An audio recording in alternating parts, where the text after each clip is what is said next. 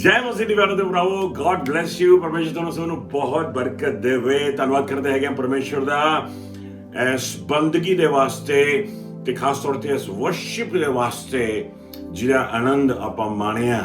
Amen. ਮੈਂ ਬਹੁਤ ਖੁਸ਼ ਹੋਣਾ ਆ, ਪ੍ਰਸੰਨ ਹੋ ਜਾਂਦਾ ਮੇਰਾ ਦਿਲ ਜਦੋਂ ਮੈਂ ਦੇਖਦਾ ਹਾਂ ਕਿ ਸਾਰੇ ਭੈਣ ਭਰਾ ਮਿਲ ਕੇ ਪਰਮੇਸ਼ਰ ਦਾ ਨਾਮ ਉੱਚਾ ਕਰਨ ਵਾਸਤੇ ਲੱਗੇ ਹੋਏ ਨੇ, ਪਰਮੇਸ਼ਰ ਦੀ ਸੇਵਾ ਦੇ ਵਿੱਚ ਅੱਗੇ ਵਧ ਰਹੇ ਹੈਗੇ ਨੇ। ਰੀਅਲੀ ਬਹੁਤ ਹੀ ਜ਼ਿਆਦਾ ਸ਼ਾਂਤੀ ਤੇ ਖੁਸ਼ੀ ਮਿਲਦੀ ਹੈ ਆਪਣੀ ਜ਼ਿੰਦਗੀ ਨੂੰ। ਆਮੇਨ। ਅੱਜ ਦੇ ਵਚਨ ਦੇ ਵਿੱਚ ਜਾਵਾਂਗੇ। ਯਾਦ ਕਰਾਉਣਾ ਚਾਹੁੰਦਾ ਹਾਂ ਕਿ ਪਰਮੇਸ਼ਰ ਦਾ ਵਚਨ ਦੱਸਦਾ ਹੈ ਕਿ ਹਰ ਇਨਸਾਨ ਜਦੋਂ ਪੈਦਾ ਹੁੰਦਾ ਆ ਇੱਕ ਖਾਸ ਮਕਸਦ ਲੈ ਕੇ ਪੈਦਾ ਹੁੰਦਾ। ਹਰ ਇਨਸਾਨ ਜਦੋਂ ਜੰਮਦਾ ਆ, ਜਦੋਂ ਵੱਡਾ ਹੁੰਦਾ ਆ, ਉਸ ਇਨਸਾਨ ਦਾ ਇੱਕ ਡ੍ਰੀਮ ਹੁੰਦਾ ਆ, ਉਸ ਇਨਸਾਨ ਦਾ ਇੱਕ ਸੁਪਨਾ ਹੁੰਦਾ ਆ, ਉਸ ਇਨਸਾਨ ਦੇ ਦਿਲ ਵਿੱਚ ਇੱਕ ਚਾਹ ਹੁੰਦੀ ਆ, ਉਸ ਇਨਸਾਨ ਦੇ ਦਿਲ ਵਿੱਚ ਇੱਕ ਮਕਸਦ ਹੁੰਦਾ ਆ ਕਿ ਮੈਂ ਵੱਡਾ ਹੋ ਕੇ ਆ ਕਰਨਾ ਚਾਹੁੰਦਾ ਆ। ਉਹਦਾ ਸੁਪਨਾ ਹੁੰਦਾ ਆ ਕਿ ਮੈਂ ਕਿਸ ਤਰ੍ਹਾਂ ਪਰਮੇਸ਼ਰ ਦਾ ਨਾਮ ਉੱਚਾ ਕਰ ਸਕਾਂ, ਮੈਂ ਕਿਸ ਤਰ੍ਹਾਂ ਆਪਣੇ ਪਰਿਵਾਰ ਦਾ ਨਾਮ ਉੱਚਾ ਕਰ ਸਕਾਂ, ਮੈਂ ਕਿਸ ਤਰ੍ਹਾਂ ਆਪਣੇ ਪਰਿਵਾਰ ਨੂੰ ਬਰਕਤ ਵਾਸਤੇ ਲੈ ਕੇ ਜਾ ਸਕਾਂ, ਆਪਣੀ ਕੌਮ ਨੂੰ ਬਰਕਤ ਦੇ ਸਕਾਂ, ਆਪਣੇ ਰਿਸ਼ਤੇਦਾਰਾਂ ਨੂੰ ਬਰਕਤ ਬਣ ਸਕਾਂ, ਉਹਨਾਂ ਦੇ ਵਾਸਤੇ ਮੈਂ ਆਪਣੀ ਕੌਮ ਵਾਸਤੇ ਬਰਕਤ ਬਣ ਸਕਾਂ, ਪਰਮੇਸ਼ਰ ਵਾਸਤੇ ਬਰਕਤ ਬਣ ਸਕਾਂ। ਆਮੇਨ। ਸੋ ਜਨਮ ਤੋਂ ਲੈ ਕੇ ਆਖਰੀ ਸਮੇਂ ਤੱਕ ਉਹਦੇ ਕੋਲ ਕੁਝ ਸਮੇਂ ਹੁੰਦਾ ਹੈ, 70-80 ਸਾਲ, ਜਿਨ੍ਹਾਂ ਸਾਲਾਂ ਦੇ ਵਿੱਚ ਉਹ ਪਰਮੇਸ਼ਰ ਦਾ ਨਾਮ ਉੱਚਾ ਕਰਦਾ ਹੈ। ਬਾਈਬਲ ਦੇ ਵਿੱਚ ਜਿੰਨੇ ਵੀ ਸੰਤ ਪੈਦਾ ਹੋਏ ਨੇ, ਜਿੰਨੇ ਵੀ ਪਰਮੇਸ਼ਰ ਦੇ ਕਹਿ ਲਓ ਕਿ ਸੇਵਕ ਪੈਦਾ ਹੋਏ ਨੇ, ਉਹ ਇੱਕ ਮਕਸਦ ਲੈ ਕੇ ਪੈਦਾ ਹੋਏ ਨੇ। ਉਹਨਾਂ ਦੀ ਜ਼ਿੰਦਗੀ ਤੇ ਇੱਕ ਖਾਸ ਡ੍ਰੀਮ ਸੀਗਾ, ਖਾਸ ਮਕਸਦ ਸੀਗਾ ਉਹਨਾਂ ਦੀ ਜ਼ਿੰਦਗੀ ਦੇ ਵਿੱਚ, ਤੇ ਉਹ ਮਕਸਦ ਉਹਨਾਂ ਨੇ ਪੂਰਾ ਕੀਤਾ। ਸੋ ਪਰਮੇਸ਼ਰ ਅਕਸਰ ਆਪਣੇ ਸੇਵਕਾਂ ਨੂੰ, ਆਪਣੇ ਬੱਚਿਆਂ ਨੂੰ ਰਿਵੀਲ ਕਰਦਾ ਆ, ਉਹ ਮਕਸਦ ਰਿਵੀਲ ਕਰਦਾ ਆ ਇੱਕ ਸੁਪਨੇ ਥਾਂ ਦੀ। ਉਹ ਉਹਨਾਂ ਦਾ ਸੁਪਨਾ ਹੁੰਦਾ, ਉਹ ਉਹਨਾਂ ਦੀ ਖੁਆਇਸ਼ ਹੁੰਦੀ ਹੈ, ਤੇ ਪਰਮੇਸ਼ਰ ਚਾਹੁੰਦਾ ਹੈ ਕਿ ਜੋ ਉਹਨਾਂ ਦੀ ਖੁਆਇਸ਼ ਆ, ਜੋ ਮਕਸਦ ਹੈ ਉਹਨਾਂ ਦੀ ਜ਼ਿੰਦਗੀ ਦੇ ਵਿੱਚ, ਉਹ ਮਕਸਦ ਪੂਰਾ ਕਰ ਸਕਣ। ਲੇਕਿਨ ਮਕਸਦ ਤੋਂ ਲੈ ਕੇ, ਸੁਪਨੇ ਤੋਂ ਲੈ ਕੇ ਜਦ ਤੱਕ ਉਹ ਪੂਰਾ ਨਹੀਂ ਹੋ ਜਾਂਦਾ, ਉਸ ਡ੍ਰੀਮ ਤੋਂ ਲੈ ਕੇ ਜਦ ਤੱਕ ਉਹ ਆਪਣੇ ਉਸ ਡੈਸਟੀਨੀ ਤੱਕ ਪਹੁੰਚ ਨਹੀਂ ਜਾਂਦੇ, ਉਹ ਆਪਣੇ ਆਖਰੀ ਸਮੇਂ ਤੱਕ ਪਹੁੰਚ ਨਹੀਂ ਜਾਂਦੇ, ਉਹ ਆਪਣੀ ਆਖਰੀ ਜਿੱਤ ਤੱਕ ਪਹੁੰਚ ਨਹੀਂ ਜਾਂਦੇ, ਰਾਸਤੇ ਦੇ ਵਿੱਚ ਕੁਝ ਸਮਾਂ ਬਤੀਤ ਹੁੰਦਾ ਆ। ਤੇ ਉਹ ਰਾਸਤੇ ਵਾਲਾ ਸਮਾਂ ਪਰਮੇਸ਼ਰ ਆਪਾਂ ਨੂੰ ਵੱਖਰੇ ਟੈਸਟਿੰਗ ਥਾਂ ਦੇ ਲੈ ਕੇ ਜਾਂਦਾ ਆ। ਇਨਸਾਨ ਦਾ ਇੱਕ ਮਕਸਦ ਆ, ਇਨਸਾਨ ਦਾ ਇੱਕ ਡ੍ਰੀਮ ਆ, ਲੇਕਿਨ ਉਹ ਤੋਂ ਬਾਅਦ ਜਦੋਂ ਡ੍ਰੀਮ ਪੂਰਾ ਕਰਨਾ ਚਾਹੁੰਦਾ ਆ, ਉਹ ਆਪਣਾ ਮਕਸਦ ਪੂਰਾ ਕਰਨਾ ਚਾਹੁੰਦਾ ਆ, ਉਹਦੀ ਜ਼ਿੰਦਗੀ 'ਚ ਟੈਸਟ ਆਉਂਦੇ ਨੇ, ਪਰਤਿਆਵੇ ਆਉਂਦੇ ਨੇ, ਮੁਸ਼ਕਲਾਂ ਆਉਂਦੀਆਂ ਨੇ। ਕਾਹਤੋਂ ਆਉਂਦੀਆਂ ਨੇ? ਉਸ ਦਾ ਕਰੈਕਟਰ ਬਿਲਡ ਕਰਨ ਵਾਸਤੇ, ਉਸ ਦੀ ਪਰਸਨੈਲਿਟੀ ਬਿਲਡ ਕਰਨ ਵਾਸਤੇ। ਉਹਦਾ ਕਰੈਕਟਰ ਜਦੋਂ ਬਿਲਡ ਹੁੰਦਾ ਆ, ਉਸ ਕਰੈਕਟਰ ਬਿਲਡ ਹੋਣ ਤੋਂ ਬਾਅਦ ਪਰਮੇਸ਼ਰ ਉਹਨੂੰ ਉਸ ਤਖਤ ਤੇ ਲੈ ਕੇ ਜਾਂਦਾ ਆ, ਉਸ ਡੈਸਟੀਨੀ ਤੇ ਲੈ ਕੇ ਜਾਂਦਾ ਆ, ਉਸ ਸਕਸੈਸ ਤੇ ਪਹੁੰਚਾਉਂਦਾ ਆ, ਉਸ ਬਰਕਤ ਤੇ ਪਹੁੰਚਾਉਂਦਾ ਆ, ਉਸ ਖੁਸ਼ੀ ਤੱਕ ਪਹੁੰਚਾਉਂਦਾ ਆ ਜਿੱਥੇ ਪਰਮੇਸ਼ਰ ਚਾਹੁੰਦਾ ਕਿ ਪਹੁੰਚੇ। ਹਰ ਇੱਕ ਇਨਸਾਨ ਦੀ ਜ਼ਿੰਦਗੀ 'ਚ ਇੰਝ ਹੀ ਹੁੰਦਾ ਹੈ। ਪਹਿਲਾਂ ਉਹਦੀ ਜ਼ਿੰਦਗੀ 'ਚ ਇੱਕ ਮਕਸਦ ਹੁੰਦਾ ਆ। ਆਮ ਤੌਰ ਤੇ ਬੱਚਿਆਂ ਨੂੰ ਪੁੱਛਿਆ ਜਾਂਦਾ ਹੈ, ਤੁਸੀਂ ਵੱਡੇ ਹੋ ਕੇ ਕੀ ਬਣਨਾ ਚਾਹੁੰਦੇ ਹੋ, ਤੁਸੀਂ ਵੱਡੇ ਹੋ ਕੇ ਕੀ ਬਣਨਾ ਚਾਹੁੰਦੇ ਹੋ? ਬੱਚੇ ਦੱਸਦੇ ਹੈ ਕਿ ਮੈਂ ਵੱਡੇ ਹੋ ਕੇ ਇੰਜੀਨੀਅਰ ਬਣਨਾ ਚਾਹੁੰਦਾ ਹਾਂ, ਮੈਂ ਵੱਡੇ ਹੋ ਕੇ ਗਾਇਕ ਬਣਨਾ ਚਾਹੁੰਦਾ ਹਾਂ, ਮੈਂ ਵੱਡੇ ਹੋ ਕੇ ਐਕਟਰ ਬਣਨਾ ਚਾਹੁੰਦਾ ਹਾਂ, ਮੈਂ ਵੱਡੇ ਹੋ ਕੇ ਕ੍ਰਿਕਟਰ ਬਣਨਾ ਚਾਹੁੰਦਾ ਹੈਗਾ, ਮੈਂ ਚੌਕੇ ਛੱਕੇ ਲਾਉਣਾ ਚਾਹੁੰਦਾ ਹਾਂ। ਜੋ ਵੀ ਡ੍ਰੀਮ ਆ, ਮੈਂ ਵੱਡੇ ਹੋ ਕੇ ਸੇਵਕ ਬਣਨਾ ਚਾਹੁੰਦਾ, ਮੈਂ ਪਾਸਟਰ ਬਣਨਾ ਚਾਹੁੰਦਾ ਹਾਂ, ਮੰਮੀ। ਜੋ ਵੀ ਡ੍ਰੀਮ ਆ, ਉਹ ਡ੍ਰੀਮ ਜਿਹੜਾ ਹੈਗਾ ਆ, ਉਹ ਪੂਰਾ ਕਰਨ ਦੇ ਵਾਸਤੇ, ਉਹਦੀ ਡੈਸਟੀਨੀ ਤੱਕ ਪਹੁੰਚਣ ਦੇ ਵਾਸਤੇ, ਉਹਦਾ ਮਕਸਦ ਪੂਰਾ ਕਰਨ ਦੇ ਵਾਸਤੇ ਤੁਸੀਂ ਇੱਕ ਸਮੇਂ ਥਾਂ ਦੀ ਗੁਜ਼ਰੋਗੇ। ਉਸ ਸਮੇਂ ਦੇ ਵਿੱਚੋਂ ਦੀ ਪਰਮੇਸ਼ਰ ਤੁਹਾਨੂੰ ਵੱਖਰੇ ਟੈਸਟਿੰਗ ਥਾਂ ਦੀ, ਵੱਖਰੇ ਪਰਤਿਆਵਿਆਂ ਥਾਂ ਦੀ ਗੁਜ਼ਾਰੇਗਾ। ਬਾਈਬਲ ਵਿੱਚ ਇੱਕ ਬਹੁਤ ਜ਼ਬਰਦਸਤ ਐਗਜ਼ਾਮਪਲ ਹੈਗੀ ਆ ਜੋਸਫ ਦੀ। ਤੁਹਾਨੂੰ ਪਤਾ ਹੈ ਜੋਸਫ ਜਿਹੜਾ ਸੀਗਾ ਉਹ ਯਾਕੂਬ ਦਾ ਪੁੱਤਰ ਸੀਗਾ। ਯਾਕੂਬ ਦੇ 12 ਪੁੱਤਰ ਹੋਏ ਸੀਗੇ ਤੇ ਜੋਸਫ ਵੀ ਉਹਨਾਂ 'ਚ ਇੱਕ ਪੁੱਤਰ ਸੀਗਾ। ਯਾਕੂਬ ਦਾ ਜਿਹੜਾ ਪਿਤਾ ਸੀਗਾ ਉਹ ਆਇਜ਼ਕ ਸੀਗਾ। ਆਇਜ਼ਕ ਦਾ ਪਿਤਾ ਜਿਹੜਾ ਸੀਗਾ ਉਹ ਅਬਰਾਹਮ ਸੀਗਾ। ਸੋ ਪਰਮੇਸ਼ਰ ਨੇ ਅਬਰਾਹਮ ਨਾਲ ਵਾਅਦਾ ਕੀਤਾ ਸੀਗਾ, ਅਬਰਾਹਮ ਨੂੰ ਬਰਕਤ ਦਿੱਤੀ ਸੀ, ਤੇ ਉਹ ਤੋਂ ਬਾਅਦ ਆਇਜ਼ਕ ਨੂੰ ਵੀ ਬਰਕਤ ਦਿੱਤੀ, ਤੇ ਉਹ ਤੋਂ ਬਾਅਦ ਯਾਕੂਬ ਨੂੰ ਵੀ ਬਰਕਤ ਦਿੱਤੀ ਤੇ ਫਿਰ ਯਾਕੂਬ ਤੋਂ ਬਾਅਦ ਜਿਹੜਾ ਯਾਕੂਬ ਬਾਅਦ ਵਿੱਚ ਇਜ਼ਰਾਈਲ ਬਣ ਗਿਆ ਤੇ ਉਹ ਤੋਂ ਬਾਅਦ ਫਿਰ ਜੋਸਫ ਨੂੰ ਵੀ ਬਰਕਤ ਦਿੱਤੀ। ਲੇਕਿਨ ਜਿਹੜਾ ਜੋਸਫ ਛੋਟਾ ਸੀ ਉਹਨੂੰ ਡ੍ਰੀਮਸ ਆਉਂਦੇ ਹੁੰਦੇ ਸੀ, ਪਰਮੇਸ਼ਰ ਨੂੰ ਰਿਵੀਲ ਕਰਦਾ ਸੀਗਾ, ਉਹਦੇ ਮਨ ਵਿੱਚ ਸੋਚਾਂ ਆਉਂਦੀਆਂ ਸੀ, ਮਨ ਵਿੱਚ ਖਿਆਲ ਆਉਂਦੇ ਸੀ, ਮਨ ਵਿੱਚ ਚਾਹ ਆਉਂਦੀ ਸੀ, ਜਿਹੜਾ ਆਪਣੇ ਬੱਚਿਆਂ ਦੇ ਮਨ ਵਿੱਚ ਵੀ ਆਉਂਦੇ ਨੇ, ਮੈਂ ਸਿੰਗਰ ਬਣਨਾ ਚਾਹੁੰਦਾ ਆ, ਮੈਂ ਪੇਂਟਰ ਬਣਨਾ ਚਾਹੁੰਦਾ ਆ। ਛੋਟੇ ਬੱਚੇ ਜ਼ਿਆਦਾ ਹੁੰਦੇ ਨੇ, ਉਹਨੂੰ ਪੁੱਛੋ ਕੀ ਬਣਨਾ ਚਾਹੁੰਦਾ, ਮੰਮਾ ਮੈਂ ਸਪਾਈਡਰਮੈਨ ਬਣਨਾ ਚਾਹੁੰਦਾ, ਫਿਰ ਉਹਨੂੰ ਐਕਸਪਲੇਨ ਕੀਤਾ ਜਾਂਦਾ ਵੀ ਨਹੀਂ ਸਪਾਈਡਰਮੈਨ ਨਹੀਂ ਤੂੰ ਬਣ ਸਕਦਾ, ਕੁਛ ਹੋਰ ਬਣਨਾ ਚਾਹੁੰਦਾ ਤਾਂ ਦੱਸ। ਤੇ ਫਿਰ ਉਹ ਵੱਡੇ ਹੋ ਕੇ ਇੰਜੀਨੀਅਰ ਬਣਨਾ ਚਾਹੁੰਦੇ ਨੇ, ਵੱਡੇ ਹੋ ਕੇ ਲਾਇਰ ਬਣਨਾ ਚਾਹੁੰਦੇ ਨੇ, ਵੱਡੇ ਹੋ ਕੇ ਸੇਲਸਮੈਨ ਬਣਨਾ ਚਾਹੁੰਦੇ ਹੈਗੇ ਨੇ, ਵੱਡੇ ਹੋ ਕੇ ਟੀਚਰ ਬਣਨਾ ਚਾਹੁੰਦੇ ਨੇ, ਪ੍ਰੋਫਿਟ ਬਣਨਾ ਚਾਹੁੰਦੇ ਨੇ, ਵੱਡੇ ਹੋ ਕੇ ਪਾਸਟਰਸ ਬਣਨਾ ਚਾਹੁੰਦੇ ਨੇ, ਪਰਮੇਸ਼ਰ ਦਾ ਨਾਮ ਉੱਚਾ ਕਰਨਾ ਚਾਹੁੰਦੇ ਨੇ। ਸੋ ਆਪਣੀ ਜ਼ਿੰਦਗੀ ਦੇ ਵਿੱਚ ਇੱਕ ਡ੍ਰੀਮ ਆਪਾਂ ਨੂੰ ਇੰਟਰੋਡਿਊਸ ਕੀਤਾ ਜਾਂਦਾ ਹੈ ਰੱਬ ਵੱਲੋਂ, ਆਪਣੇ ਮਨ ਵਿੱਚੋਂ ਸੋਚਾਂ ਵੱਲੋਂ ਰੱਬ ਕਿਸੇ ਵੀ ਤਰੀਕੇ ਦੇ ਨਾਲ ਇੰਟਰੋਡਿਊਸ ਕਰਦਾ ਹੈ। ਉਹ ਤੋਂ ਬਾਅਦ ਆਪਾਂ ਜਿੰਨੇ ਸਾਲਾਂ ਵਿੱਚ ਗੁਜ਼ਰਦੇ ਹਾਂ, ਟੈਸਟਿੰਗ ਟਾਈਮ 'ਚ ਗੁਜ਼ਰਦੇ ਹਾਂ, ਤੇ ਫਿਰ ਅੰਤ ਵਿੱਚ ਜਿੱਤ ਤੱਕ ਪਹੁੰਚਦੇ ਹੈਗੇ ਆ, ਡੈਸਟੀਨੀ ਤੱਕ ਪਹੁੰਚਦੇ ਹੈਗੇ ਆ, ਤੇ ਪੂਰਾ ਹੁੰਦਾ ਉਹਦੇ ਨਾਲ ਰੱਬ ਦੀ ਮਹਿਮਾ ਕਰਨੇ ਆ, ਤੇ ਉਹਦੇ ਨਾਲ ਆਪਣੇ ਪਰਿਵਾਰ ਨੂੰ ਬਰਕਤ ਮਿਲਦੀ ਹੈਗੀ ਆ। ਆਮੇਨ। ਸੋ ਜੋਸਫ ਦੀ ਜ਼ਿੰਦਗੀ 'ਚ ਛੋਟੀ ਉਮਰ ਤੋਂ ਹੀ ਇਹ ਡ੍ਰੀਮਸ ਆਣੇ ਸ਼ੁਰੂ ਹੋ ਗਏ। ਜੋਸਫ ਨੂੰ ਇਹ ਪਰਮੇਸ਼ਰ ਨੇ ਆਪਣੀ ਮਰਜ਼ੀ ਦਿਖਾਈ। ਹੌਲੀ ਹੌਲੀ ਜੋਸਫ ਵੱਡਾ ਹੁੰਦਾ ਰਿਹਾ। ਜੋਸਫ ਆਪਣੇ ਡ੍ਰੀਮ ਸ਼ੇਅਰ ਕਰਦਾ ਸੀਗਾ ਕਿ ਮੇਰੇ ਮਨ 'ਚ ਖਿਆਲ ਆਉਂਦਾ ਆ, ਮੇਰੇ ਡ੍ਰੀਮਸ ਨੇ, ਮੇਰੀਆਂ ਇਹ ਸੋਚਾਂ ਨੇ, ਮੈਂ ਇੰਜ ਕਰੂੰਗਾ, ਮੈਂ ਉਂਝ ਕਰੂੰਗਾ। ਉਹਦੇ ਭਰਾ ਨੂੰ ਜੈਲਸੀ ਕਰਦੇ ਸੀ। ਉਹਦੇ ਭਰਾਵਾਂ ਨੇ ਉਹਨਾਂ ਨੂੰ ਫੜ ਕੇ ਖੂਹ 'ਚ ਸਿੱਟਦਾ ਸੀ, ਯਾਦ ਆ ਤੁਹਾਨੂੰ। 3 ਦਿਨ ਬਾਅਦ ਫਿਰ ਖੂਹ 'ਚੋਂ ਕੱਢ ਕੇ ਫਿਰ ਉਹਨੂੰ ਵੇਚਦਾ ਸੀ। ਫਿਰ ਤੋਂ ਬਾਅਦ ਉਹ ਜਦੋਂ ਵੇਚਿਆ ਗਿਆ, ਉਹ ਜਾ ਕੇ ਇੱਕ ਮਿਸਰ ਦੇ ਵਿੱਚ ਇੱਕ ਮਿਸਟਰ ਪੋਟੀਫਰ ਕਰਕੇ ਇੱਕ ਪ੍ਰਧਾਨ ਸੀਗਾ ਇੱਕ ਸਿਟੀ ਦੇ ਵਿੱਚ, ਉਹਨੇ ਉਹਨੂੰ ਖਰੀਦ ਲਿਆ ਤੇ ਫਿਰ ਉਹਨੂੰ ਆਪਣੇ ਘਰੇ ਲਿਆਂਦਾ ਆ। ਮਿਸਟਰ ਪੋਟੀਫਰ ਜਦੋਂ ਆਪਣੇ ਘਰੇ ਲਿਆਂਦਾ ਹੈ ਤੇ ਮਿਸਟਰ ਪੋਟੀਫਰ ਦੇਖਦਾ ਆ ਉਹਦੀ ਜ਼ਿੰਦਗੀ 'ਚ ਬਈ ਜੋ ਵੀ ਇਹ ਮੁੰਡਾ ਕਰਦਾ ਉਹਦੇ ਵਿੱਚ ਬਰਕਤ ਹੁੰਦੀ ਆ। ਜਿਹੜੇ ਪਾਸੇ ਵੀ ਕੰਮ ਲਾ ਦਿਓ ਕਰਨ ਵਾਸਤੇ ਉੱਥੇ ਬਰਕਤ ਆ ਜਾਂਦੀ ਹੈ। ਇੱਧਰ ਲਾਇਆ ਸੀ ਕੰਮ, ਉੱਥੇ ਵਧੀਆ ਕੰਮ ਕੀਤਾ, ਇੱਥੇ ਲਾਇਆ ਸੀ ਕੰਮ, ਇੱਥੇ ਵਧੀਆ ਕੀਤਾ, ਉੱਥੇ ਲਾਇਆ ਸੀ ਕੰਮ, ਉੱਥੇ ਵਧੀਆ ਕੀਤਾ। ਕੰਮ ਤੇ ਲਾਇਆ ਸੀ ਹੁਣ ਕੰਮ ਤੇ ਵੀ ਕੰਮ ਵਧੀਆ ਕਰਿਆ ਆ, ਘਰੇ ਲਿਆਇਆ ਸੀ ਹੁਣ ਘਰੇ ਵੀ ਕੰਮ ਵਧੀਆ ਕਰਿਆ ਆ। ਕਿਉਂ?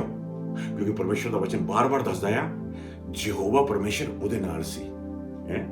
ਆਓ ਦੇਖੋ ਧਿਆਨ ਦੇ ਨਾਲ ਭਰਾਵੋ ਤੇ ਭੈਣੋ, ਵਚਨ ਵਿੱਚ ਜਿਹੜੀ ਆਪਾਂ ਗੁਜ਼ਰਾਂਗੇ ਥੋੜਾ ਜਿਹਾ, ਆਓ ਪੜਾਂਗੇ Genesis chapter 39 verse 1 to 6 ਪੜਾਂਗੇ Punjabi ਦੇ ਵਿੱਚ। ਜੀ ਹਾਂ। ਸੋ ਇਸਮਾਈਲੀ ਯੂਸਫ ਨੂੰ ਮਿਸਰ ਵਿੱਚ ਲੈ ਗਏ। ਉੱਥੇ ਉਸ ਨੂੰ ਇੱਕ ਪੋਟੀਫਰ ਨਾਂ ਦੇ ਮਿਸਰੀ ਨੇ ਉਹਨਾਂ ਕੋਲੋਂ ਖਰੀਦ ਲਿਆ।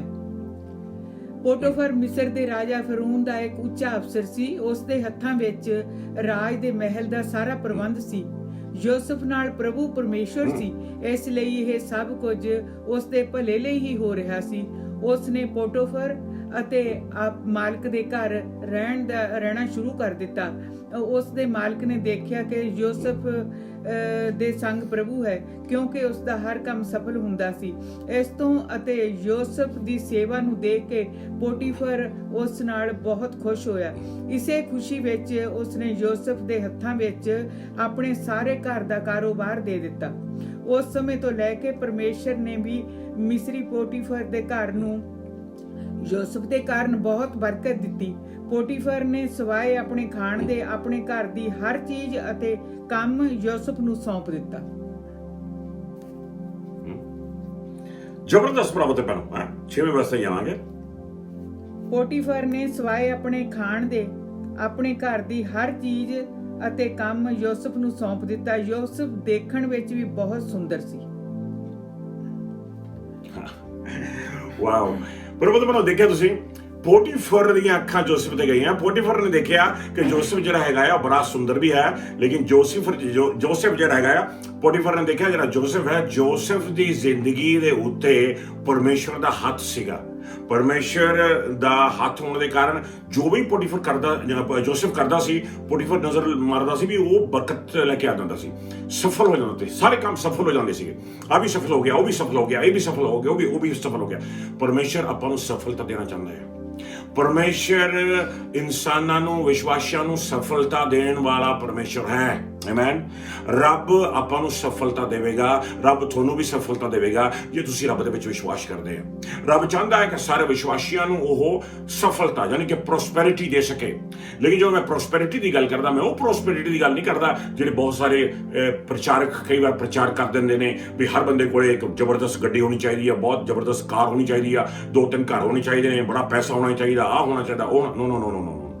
ਮੈਂ ਜਿਹੜੀ ਪ੍ਰੋਸਪੈਰਿਟੀ ਦੀ ਗੱਲ ਕਰਦਾ ਹਾਂ ਉਹ ਗੱਲ ਕਰਦਾ ਹਾਂ ਕਿ ਸੱਚਾ ਪਰਮਾਤਮਾ, ਸੱਚਾ ਪਰਮੇਸ਼ਰ ਆਪਣੇ ਲੋਕਾਂ ਨੂੰ, ਆਪਣੇ ਵਿਸ਼ਵਾਸੀਆਂ ਨੂੰ ਆਪਣੀ ਬਰਕਤ ਦੇਣਾ ਚਾਹੁੰਦਾ ਆ। ਆਮੇਨ। ਉਹ ਆ ਨਹੀਂ ਚਾਹੁੰਦਾ ਤੁਸੀਂ 4-5 ਗੱਡੀਆਂ ਇੱਧਰ ਉੱਧਰ ਲਈ ਫਿਰੋ, ਤੁਸੀਂ ਘਰ ਇੱਧਰ ਉੱਧਰ ਲਈ ਚ ਫਿਰੋ, ਆ ਨਹੀਂ ਚਾਹੁੰਦਾ। ਉਹ ਪਰਮੇਸ਼ਰ ਚਾਹੁੰਦਾ ਆ, ਉਹ ਪਰਮਾਤਮਾ ਚਾਹੁੰਦਾ ਕਿ ਤੁਸੀਂ ਬਰਕਤ ਲੈ ਸਕੋ।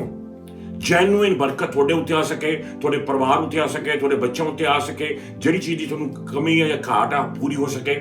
ਸਾਰਾ ਕੁਝ ਪਰਮੇਸ਼ਰ ਆਸ਼ੀਰਵਾਦ ਤੁਹਾਨੂੰ ਦੇਣਾ ਚਾਹੁੰਦਾ ਹੈ। ਆਮੇਨ। ਅੱਗੇ ਲਿਖਾਂਗੇ ਪ੍ਰਭੂ ਦੇ ਪਨੋਂ ਆਪਾਂ ਪੜਾਂਗੇ ਜੈਨੇਸਿਸ ਚੈਪਟਰ 39 ਦੇ 29 ਵਰਸ ਵਿੱਚ ਦੇਖਾਂਗੇ। ਇੱਥੇ ਆਪਾਂ ਦੇਖਿਆ ਜਿਹੜਾ ਪੜ੍ਹ ਕੇ ਗਏ ਆ, ਦੇਖਿਆ ਪੋਟੀਫਰ ਦੇ ਘਰ ਜੋਸਫ ਸੀਗਾ, ਯਹੋਵਾ ਉਹਦੇ ਨਾਲ ਸੀ, ਰੱਬ ਉਹਦੇ ਨਾਲ ਸੀ। ਜੋ ਕੁਝ ਵੀ ਜੋਸਫ ਕਰਦਾ ਸੀ ਉਹ ਬਰਕਤ ਬਣ ਜਾਂਦਾ ਸੀ, ਉਹਨੂੰ ਫਾਇਦਾ ਹੁੰਦਾ ਸੀ, ਉਹਨੂੰ ਆਸ਼ੀਰਵਾਦ ਮਿਲਦਾ ਸੀ। ਆਮੇਨ। ਉਹ ਚੰਗਾ ਲੱਗਦਾ ਸੀਗਾ ਉਹਨੂੰ। ਆਮੇਨ। ਉਹ ਪ੍ਰੋਸਪਰ ਹੁੰਦਾ ਸੀਗਾ। ਆਮੇਨ। ਸੋ ਹੁਣ ਆਪਾਂ ਦੇਖਾਂਗੇ ਉਹ ਤੋਂ ਬਾਅਦ ਪਰਮੇਸ਼ਰ ਦਾ ਵਚਨ ਦੱਸਦਾ ਹੈ ਕਿ ਤੁਹਾਨੂੰ ਯਾਦ ਆ ਸਾਰੀ ਕਹਾਣੀ ਜੋਸਫ ਦੀ ਕਿ ਕਿਸ ਤਰ੍ਹਾਂ ਜੋਸਫ ਜਿਹੜਾ ਸੀਗਾ ਉਹ ਸੋਹਣਾ ਮਨੁੱਖ ਸੀਗਾ। ਪੋਟੀਫਰਨੀ ਨੇ ਜਦੋਂ ਜੋਸਫ ਤੇ ਡੋਰੀਆਂ ਡਾਲਣ ਦੀ ਕੋਸ਼ਿਸ਼ ਕੀਤੀ, ਜੋਸਫ ਆਪਣੀ ਜਾਨ ਬਚਾ ਕੇ ਭੱਜ ਗਿਆ, ਤੁਹਾਨੂੰ ਪਤਾ ਹੋਏਗਾ। ਲੇਕਿਨ ਬਾਅਦ ਦੇ ਵਿੱਚ ਹੱਲਾ ਗੁੱਲਾ ਪੈ ਗਿਆ ਤੇ ਫੜ ਕੇ ਉਹਨਾਂ ਨੇ ਜਦੋਂ ਹਿਸਾਬ ਕਿਤਾਬ ਕੀਤਾ ਤੇ ਜੋਸਫ ਨੂੰ ਜੇਲ੍ਹ ਹੋ ਗਈ। ਤੇ ਜੋਸਫ ਜੇਲ੍ਹ 'ਚ ਚਲਿਆ ਗਿਆ।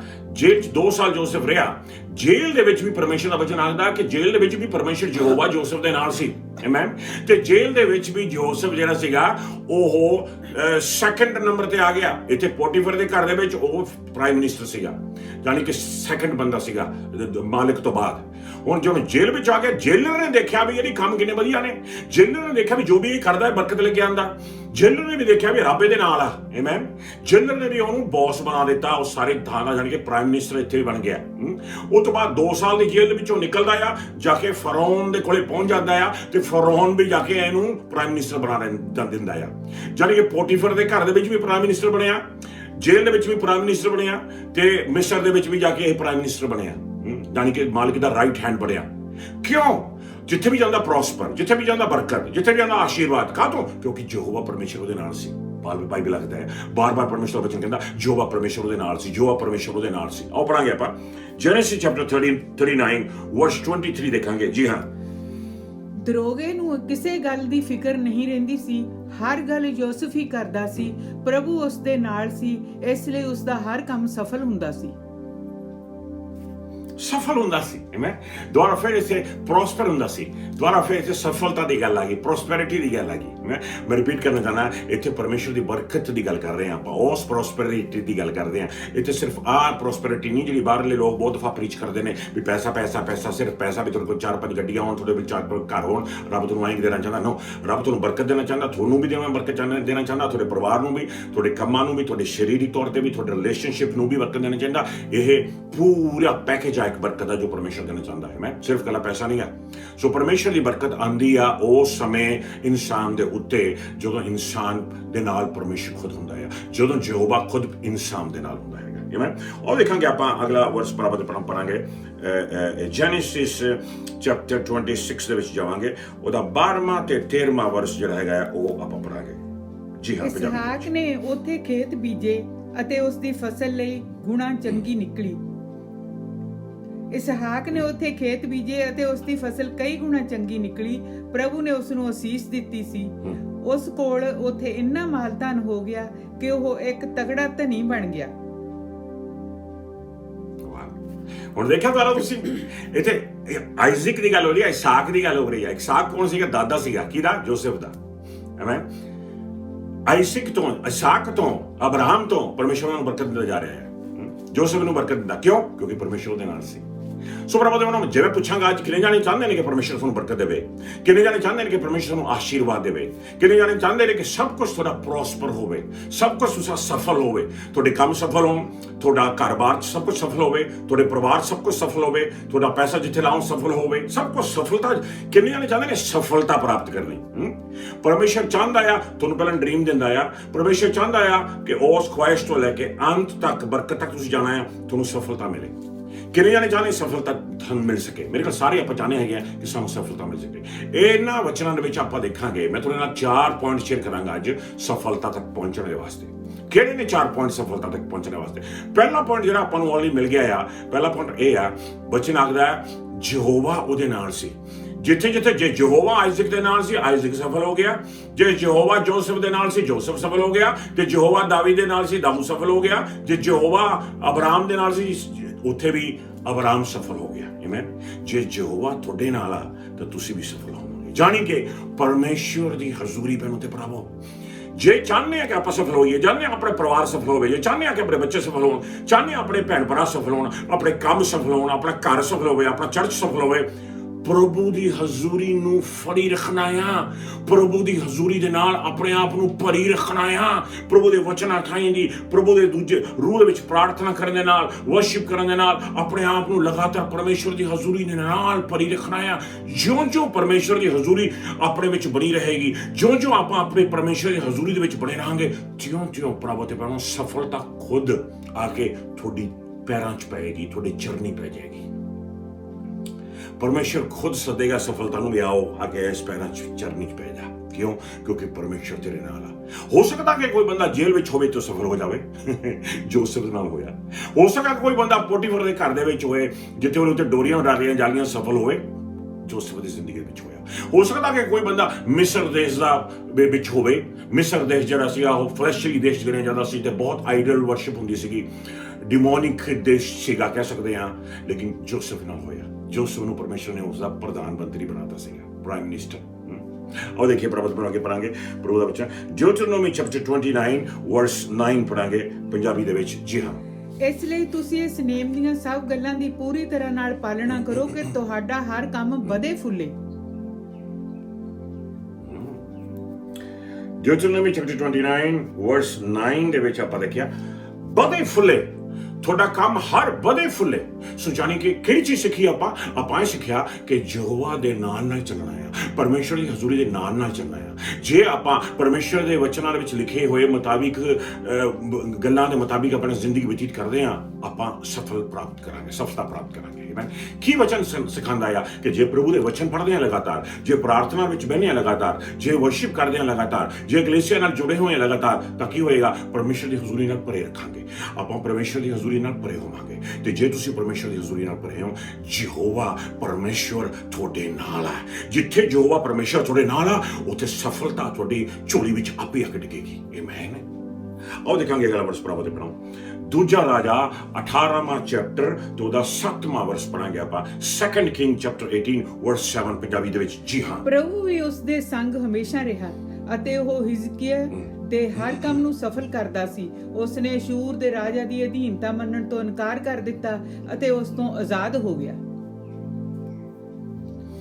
ਹਿਜ਼ਕੀਆ ਸਫਲ ਹੋਇਆ। ਕਿਉਂ? ਕਿਉਂਕਿ ਪਰਮੇਸ਼ਵਰ ਉਹਦੇ ਨਾਲ ਸੀ। ਜਿਹੜਾ ਪਰਮੇਸ਼ਵਰ ਦੇ ਨਾਲ ਹੋਵੇਗਾ ਉਹ ਸਫਲਤਾ ਪ੍ਰਾਪਤ ਕਰੇਗਾ। ਆਮੇਨ।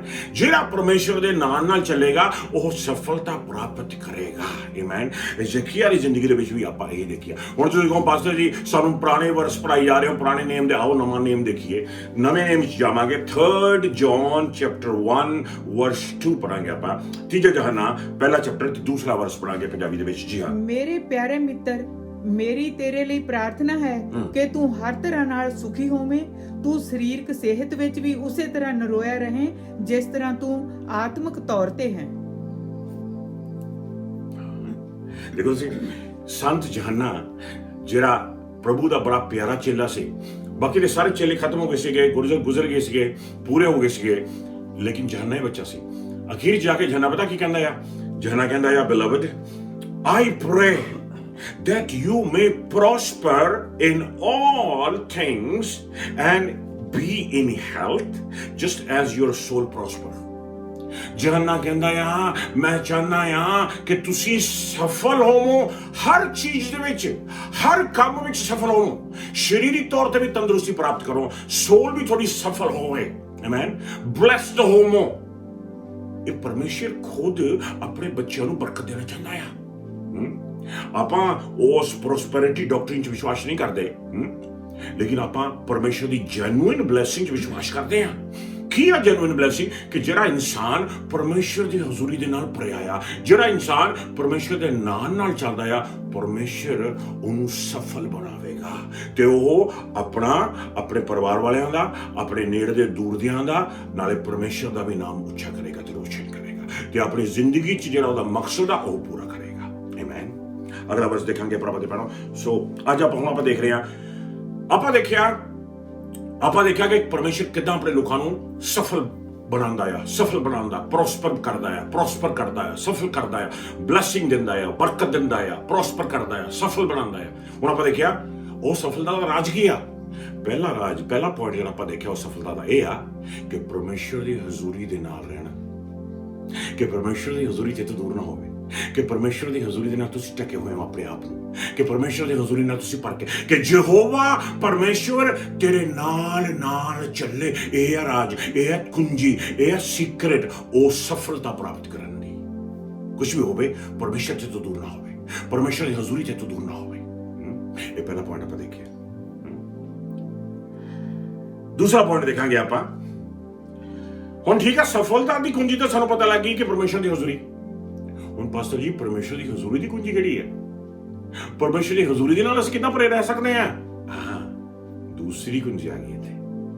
ਪਰਮੇਸ਼ਰ ਦੀ ਹਜ਼ੂਰੀ ਦੇ ਵਿੱਚ ਬਣੇ ਰਹਿਣ ਦੇ ਵਾਸਤੇ ਦੂਸਰੀ ਕੁੰਜੀ ਜਿਹੜੀ ਆ ਉਹ ਹੈ ਆਗਿਆਕਾਰੀ, ਓਬੀਡੀਐਂਸ। ਜੇ ਪਰਮੇਸ਼ਰ ਦੇ ਵਚਨਾਂ ਤੇ ਆਗਿਆਕਾਰ ਰਹਾਂਗੇ, ਪਰਮੇਸ਼ਰ ਦੀ ਹਜ਼ੂਰੀ 'ਚ ਬਣੇ ਰਹਾਂਗੇ, ਤੇ ਜੇ ਪਰਮੇਸ਼ਰ ਦੀ ਹਜ਼ੂਰੀ 'ਚ ਬਣੇ ਹੋਏ ਆ, ਸਫਲਤਾ ਦਾ ਰਾਹ ਸਾਡੇ ਵਾਸਤੇ ਖੁੱਲਾ ਰਹੇਗਾ। ਉਹ ਪੜਾਂਗੇ ਪ੍ਰਭੂ ਦਾ ਬਚਨ। ਜੀ ਹਾਂ, 2 ਕ੍ਰੋਨਿਕਲਸ ਪੁਰਾਣਾ ਨੇਮ, ਉਹਦਾ 17ਵਾਂ ਚੈਪਟਰ ਤੇ 30ਵਾਂ ਵਰਸ ਪੜਾਂਗੇ ਪੰਜਾਬੀ ਦੇ ਵਿੱਚ। ਦੂਜਾ ਇਤਿਹਾਸ 17:3। ਪ੍ਰਭੂ ਨੇ ਯਹੋਸ਼ਾਫਾਟ ਨੂੰ ਅਸੀਸ ਦਿੱਤੀ ਕਿਉਂਕਿ ਉਹ ਆਪਣੇ ਪਿਤਾ ਦੇ ਆਰੰਭ ਦੇ ਕਾਲ ਵਾਂਗ ਪ੍ਰਭੂ ਦੀ ਇੱਛਾ ਅਨੁਸਾਰ ਚੱਲਿਆ ਸੀ ਅਤੇ ਉਹ ਬਾਲ ਦੇਵਤਿਆਂ ਦੇ ਪਿੱਛੇ ਨਹੀਂ ਚੱਲਿਆ ਸੀ। ਪਰਮੇਸ਼ਰ ਨੇ ਯਹੋਸ਼ਾਫਾਤ ਨੂੰ ਆਸੀਸ ਦਿੱਤੀ, ਆਸ਼ੀਰਵਾਦ ਦਿੱਤੀ, ਬਰਕਤ ਦਿੱਤੀ। ਪਰਮੇਸ਼ਰ ਨੇ ਯਹੋਸ਼ਾਫਾਤ ਨੂੰ ਆਪਣੀ ਬਰਕਤ ਦਿੱਤੀ, ਆਪਣਾ ਆਸ਼ੀਰਵਾਦ ਦਿੱਤਾ। ਆਮੇਨ। ਕਿਉਂਕਿ ਉਹ ਵੀ ਆਪਣੇ ਪਿਤਾ ਦਾਊਦ ਵਾਂਗੂ ਚੱਲਿਆ। ਉਹ ਵੀ ਦੂਜੇ ਦੇਵਤਾਵਾਂ ਦੇ ਪਿੱਛੇ ਨਹੀਂ ਗਿਆ, ਦੂਜੀਆਂ ਗੱਲਾਂ ਪਿੱਛੇ ਨਹੀਂ ਗਿਆ। ਉਹ ਪਰਮੇਸ਼ਰ ਦੇ ਵਚਨਾਂ ਦੇ ਮੁਤਾਬਿਕ ਆਗਿਆਕਾਰੀ ਰਿਹਾ। ਆਮੇਨ। ਪਰਮੇਸ਼ਰ ਦਾ ਵਚਨ ਆਪਾਂ ਨੂੰ ਕਲੀਅਰਲੀ ਦੱਸਦਾ ਪ੍ਰਭੂ ਦੇ ਬਣੋ ਕਿ ਜੇ ਆਪਾਂ ਆਗਿਆਕਾਰੀ ਰਹਾਂਗੇ, ਪਰਮੇਸ਼ਰ ਦੇ ਵਚਨਾਂ ਤੇ ਚੱਲਾਂਗੇ, ਆਗਿਆਕਾਰੀ ਰਹਾਂਗੇ, ਚੱਲਾਂਗੇ ਪਰਮੇਸ਼ਰ ਦੇ ਵਚਨਾਂ ਤੇ, ਜਿੱਦਾਂ ਦਾਊਦ ਚੱਲਿਆ ਪਰਮੇਸ਼ਰ ਦੇ ਵਚਨਾਂ ਤੇ, ਪਰਮੇਸ਼ਰ ਦੀ ਹਜ਼ੂਰੀ ਨਾਲ ਬਣੇ ਰਹਾਂਗੇ ਤੇ ਯਹੋਵਾ ਸਾਡੇ ਨਾਲ ਰਹੇਗਾ। ਤੇ ਯਹੋਵਾ ਤੇਰੇ ਨਾਲ ਆ ਤਾਂ ਪ੍ਰਭੂ ਦੇ ਬਣੋ ਸਕਸੈਸ ਵੀ ਤੇਰੇ ਨਾਲ ਆ। ਆਮੇਨ। ਆਸ਼ੀਰਵਾਦ ਵੀ ਤੇਰੇ ਨਾਲ ਆ। ਆਮੇਨ। ਪਰਮੇਸ਼ਰ ਦੀ ਬਰਕਤ ਵੀ ਤੇਰੇ ਨਾਲ ਆ। ਆਮੇਨ। ਅੱਗੇ ਪੜਾਂਗੇ ਅਗਲਾ ਵਰਸ। ਪਹਿਲਾ ਸਮੂਏਲ ਦੇਖੋ 18ਵੇਂ ਦਾ 14ਵਾਂ ਵਰਸ ਪੜਾਂਗੇ ਆਪਾਂ ਪੰਜਾਬੀ ਦੇ ਵਿੱਚ। ਦਾਊਦ ਜੋ ਕੰਮ ਵੀ ਕਰਦਾ ਸੀ ਉਹ ਸਫਲ ਹੁੰਦਾ ਸੀ ਕਿਉਂਕਿ ਪ੍ਰਭੂ ਉਸ ਦੇ ਨਾਲ ਸੀ। ਦਾਊਦ ਜੋ ਕੁਝ ਕਰਦਾ ਸੀ ਉਹ ਪਰਮੇਸ਼ਰ ਦੇ ਵਚਨ ਮੁਤਾਬਿਕ ਕਰਦਾ ਸੀ, ਤਾਂ ਹੀ ਸਫਲ ਹੁੰਦਾ ਸੀ ਕਿਉਂਕਿ ਪਰਮੇਸ਼ਰ ਦੇ ਨਾਲ ਸੀ। ਦੁਬਾਰਾ ਫਿਰ ਦਾਊਦ ਪਰਮੇਸ਼ਰ ਦੇ ਵਚਨਾਂ ਤੇ ਚੱਲਦਾ ਰਿਹਾ, ਜਿਉਂ-ਜਿਉਂ ਚੱਲਦਾ ਰਿਹਾ, ਤਿਉਂ ਤੇ ਪਰਮੇਸ਼ਰ ਦੇ ਨਾਲ ਸੀ ਤੇ ਜੋ ਕੁਝ ਵੀ ਕਰਦਾ ਸੀ ਸਫਲ ਹੁੰਦਾ ਸੀ। ਕਦੇ ਕਿਹਾ ਕਿਸੇ ਨੇ ਤੁਹਾਨੂੰ, ਹਾਈ ਭੈਣੇ, ਜੋ ਕੁਝ ਵੀ ਤੂੰ ਕਰਦੀ ਹੈ ਸਫਲ ਹੋ ਜਾਂਦਾ ਹੈ, ਜੋ ਕੁਝ ਵੀ ਤੁਸੀਂ ਕਰਦੇ ਹੋ ਸਫਲ ਹੋ ਜਾਂਦੇ ਹੋ। ਕਿਉਂ? ਕਿਉਂਕਿ ਤੁਹਾਡੇ ਨਾਲ ਯਹੋਵਾ ਪਰਮੇਸ਼ਰ ਵਾਸ ਕਰਦਾ ਹੈ। ਤੁਹਾਡਾ ਸਰੀਰ ਪਰਮੇਸ਼ਰ ਦਾ ਮੰਦਰ ਹੈ ਤੇ ਪਰਮੇਸ਼ਰ ਦਾ ਪਾਕ ਰੂਹ ਤੁਹਾਡੇ ਵਿੱਚ ਵਾਸ ਕਰਦਾ ਹੈ। ਕਿੰਨੀ ਵੱਡੀ ਬਰਕਤ ਪਰਮੇਸ਼ਰ ਨੇ ਦਿੱਤੀ ਹੈ। ਵਾਓ, ਬਾਹਰਲੇ ਲੋਕਾਂ ਕੋਲ ਹੈ ਨਹੀਂ ਇਹ ਬਰਕਤ, ਇਹ ਸਿਰਫ ਉਹਨਾਂ ਕੋਲੇ ਆ ਜਿਨ੍ਹਾਂ ਨੇ ਆਪਣਾ ਦਿਲ ਖੋਲ ਕੇ ਸੱਚੇ ਪਰਮਾਤਮਾ ਪ੍ਰਭੂ ਯਿਸੂ ਮਸੀਹ ਜੀ ਤੇ ਵਿਸ਼ਵਾਸ ਕੀਤਾ ਆ ਤੇ ਉਹਨੂੰ ਆਖਿਆ ਆ, ਪ੍ਰਭੂ ਯਿਸੂ ਮਸੀਹ ਜੀ ਤੁਸੀਂ ਮੇਰੇ ਮੁਕਤੀਦਾਤਾ ਆ, ਮੇਰੇ ਦਿਲ ਵਿੱਚ ਆ ਜਾਵੋ, ਮੇਰੇ ਮੁਕਤੀਦਾਤਾ ਬਣ ਜਾਵੋ, ਮੇਰੇ ਪਾਪ ਮਾਫ ਕਰ ਦੇਵੋ ਤੇ ਮੈਨੂੰ ਨਇਆ ਜੀਵਨ ਦੇਵੋ। ਵਚਨ ਆਖਦਾ ਆ ਕਿ ਪਰਮ ਆਤਮਾ ਆ ਕੇ ਉਹਨਾਂ ਦੇ ਦਿਲ ਵਿੱਚ ਰਹਿਣ ਲੱਗ ਜਾਂਦਾ ਆ ਤੇ ਉਹਨਾਂ ਦਾ ਸਰੀਰ ਪਰਮੇਸ਼ਰ ਦਾ ਪਾਕ, ਪਵਿੱਤਰ ਤੇ ਜ਼ਿੰਦਾ ਮੰਦਿਰ ਬਣ ਜਾਂਦਾ ਆ। ਆਮੇਨ। ਜਿਹਦੇ ਵਿੱਚ ਯਹੋਵਾ ਪਰਮੇਸ਼ਰ ਵਾਸ ਕਰਦਾ ਆ। ਦੇਖੋ ਧਿਆਨ ਦੇਣਾ, ਪਹਿਲਾ ਸ਼ਮੂਏਲ ਚੈਪਟਰ 18 ਵਰਸ 12 ਦੇਖਾਂਗੇ। ਸੋ ਸਾਊਲ ਦਾਊਦ ਕੋਲੋਂ ਬਹੁਤ ਡਰਨ ਲੱਗ ਪਿਆ ਸੀ, ਕਿਉਂਕਿ ਪ੍ਰਭੂ ਉਸ ਦੇ ਨਾਲ ਸੀ ਅਤੇ ਉਸ ਨੇ ਸਾਊਲ ਦਾ ਸੰਗ ਛੱਡ ਦਿੱਤਾ ਸੀ। ਸਾਊਲ ਦਾਊਦ ਤੋਂ ਡਰਨ ਲੱਗ ਗਿਆ ਸੀ। ਕਿਉਂ? ਕਿਉਂਕਿ ਸਾਊਲ ਨੇ ਦੇਖਿਆ ਕਿ ਰੱਬ ਦਾਊਦ ਨੂੰ ਨਾਲ ਆ, ਲੇਕਿਨ ਰੱਬ ਨੇ ਸਾਊਲ ਦਾ ਸੰਗ ਛੱਡਤਾ ਸੀ। ਯਹੋਵਾ ਨੇ ਸਾਊਲ ਨੂੰ ਛੱਡ ਦਿੱਤਾ ਸੀ। ਕਾਹ ਤੋਂ ਬਈ? ਕਿਉਂਕਿ ਸਾਊਲ ਨੇ ਪਰਮੇਸ਼ਵਰ ਦੇ ਵਚਨਾਂ ਤੇ ਆਗਿਆਕਾਰੀ ਨਹੀਂ ਕੀਤੀ, ਉਲੰਘਣਾ ਕੀਤੀ ਸੀ। ਸਾਊਲ ਨੇ ਉਲੰਘਣਾ ਕੀਤੀ ਸੀ ਪਰਮੇਸ਼ਵਰ ਦੇ ਵਚਨਾਂ ਦੀ। ਪਰਮੇਸ਼ਵਰ ਨੇ ਕਿਹਾ ਸੀ ਸਾਊਲ ਨੂੰ, ਨਹੀਂ ਰੁਕ ਜਾ, ਤੂੰ ਬਲੀ ਨਹੀਂ ਦੇ ਸਕਦਾ, ਸ਼ਮੂਏਲ ਮੇਰਾ ਨਬੀ ਆਊਗਾ, ਉਹ ਬਲੀ ਦਊ ਆ ਕੇ। ਸਾਊਲ ਨੇ ਆਖਿਆ ਨਹੀਂ, ਉਹ ਤਾਂ ਲੇਟ ਹੋ ਰਿਹਾ ਆ, ਆਪਾਂ ਲੇਟ ਨਹੀਂ ਹੋਣੇ ਚਾਹੀਦੇ, ਆਪਾਂ ਜਾਣਾ ਹੈਗਾ ਯੁੱਧ ਤੇ, ਚੱਕੋ ਮੈਂ ਹੀ ਬਲੀ ਦੇ ਦੇਣਾ, ਕੋਈ ਗੱਲ ਨਹੀਂ, ਮੈਂ ਰਾਜਾ ਆ। ਉਲੰਘਣਾ ਕਰਤੀ ਸੀ ਉਹਨੇ, ਰੱਬ ਦੇ ਵਚਨਾਂ ਦੀ ਉਲੰਘਣਾ ਕਰਤੀ ਸੀ ਉਹਨੇ, ਤੇ ਪਰਮੇਸ਼ਵਰ ਯਹੋਵਾ ਸਾਊਲ ਨੂੰ ਛੱਡ ਕੇ ਚਲਾ ਗਿਆ। ਲੇਕਿਨ ਪਰਮੇਸ਼ਵਰ ਦਾਊਦ ਦੇ ਨਾਲ ਸੀ। ਜਦੋਂ ਪਰਮੇਸ਼ਵਰ ਦਾਊਦ ਦੇ ਨਾਲ ਸੀ, ਹੁਣ ਸਾਊਲ ਡਰਦਾ ਸੀ ਦਾਊਦ ਤੋਂ। ਦੁਸ਼ਮਣ ਡਰਨਗੇ ਥੋਤੋਂ, ਕਿਉਂਕਿ ਉਹਨਾਂ ਨੂੰ ਪਤਾ ਲੱਗੇਗਾ ਕਿ ਰੱਬ ਤੇਰੇ ਨਾਲ ਆ।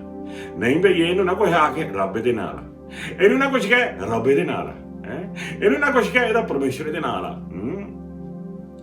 ਅੱਗੇ ਦੇਖੋ ਪ੍ਰਭੂ ਦੇ ਮੈਨੂੰ ਡਿਊਟਰੋਨੋਮੀ ਚੈਪਟਰ 11 ਵਰਸ 26 to 28 ਦੇਖਾਂਗੇ ਆਪਾਂ ਧਿਆਨ ਦੇ ਨਾਲ। ਡਿਊਟਰੋਨੋਮੀ ਚੈਪਟਰ 11 ਵਿਵਸਥਾ ਸਾਰ 11 26 ਤੋਂ ਲੈ ਕੇ 28 ਤੱਕ। ਜੀ, ਪਰ ਮੈਂ ਅੱਜ ਤੁਹਾਡੇ ਅੱਗੇ ਅਸੀਸ ਅਤੇ ਸਰਾਪ ਦੋਵੇਂ ਰੱਖਦਾ ਹਾਂ, ਤੁਸੀਂ ਇਹਨਾਂ ਦੋਹਾਂ ਵਿੱਚੋਂ ਕਿਸੇ ਇੱਕ ਨੂੰ ਚੁਣ ਲਵੋ। ਤੁਸੀਂ ਅਸੀਸ ਪ੍ਰਾਪਤ ਕਰੋਗੇ ਜੇਕਰ ਤੁਸੀਂ ਪ੍ਰਭੂ ਆਪਣੇ ਪਰਮੇਸ਼ਰ ਦੇ ਨਾਲ ਸਭ ਹੁਕਮਾਂ ਦੀ ਪਾਲਣਾ ਕਰੋਗੇ ਜੋ ਮੈਂ ਅੱਜ ਤੁਹਾਨੂੰ ਦੇ ਰਿਹਾ ਹਾਂ, ਦੱਸ ਰਿਹਾ ਹਾਂ। ਪਰ ਜੇਕਰ ਤੁਸੀਂ ਇਹਨਾਂ ਦੀ ਪਾਲਣਾ ਨਾ ਕਰੋਗੇ, ਸਗੋਂ ਇਸ ਰਾਹ ਤੋਂ ਭਟਕ ਜਾਵੋਗੇ ਜੋ ਮੈਂ ਅੱਜ ਤੁਹਾਨੂੰ ਦੱਸ ਰਿਹਾ ਹਾਂ, ਅਤੇ ਦੂਜੇ ਅਣਜਾਣੇ ਦੇਵਤਿਆਂ ਦੇ ਪਿੱਛੇ ਲੱਗ ਤੁਰੋਗੇ ਤਾਂ ਤੁਸੀਂ ਸਰਾਪ ਪ੍ਰਾਪਤ ਕਰੋਗੇ। ਅਸੀਸ ਤੇ ਸ਼ਰਾਬ, ਅਸੀਸ ਤੇ ਸ਼ਰਾਬ। ਪਰਮੇਸ਼ਰ ਦੇ ਵਚਨਾਂ ਤੇ ਚੱਲ ਕੇ ਆਸ਼ੀਸ਼ ਮਿਲਦੀ ਆ, ਪਰਮੇਸ਼ਰ ਦੇ ਵਚਨਾਂ ਮੰਨ ਕੇ ਆਸ਼ੀਸ਼ ਮਿਲਦੀ ਆ। ਪਰਮੇਸ਼ਰ ਦੇ ਵਚਨਾਂ ਦੀ ਉਲੰਘਣਾ ਕਰਕੇ ਕੌਨਸੀਕੁਐਂਸਿਸ ਆਉਂਦੇ ਨੇ, ਕੌਨਸੀਕੁਐਂਸਿਸ ਆਉਂਦੇ ਨੇ। ਬਾਈਬਲ ਨੂੰ ਸ਼ਰਾਪ ਆਖਦੀ ਹੈ।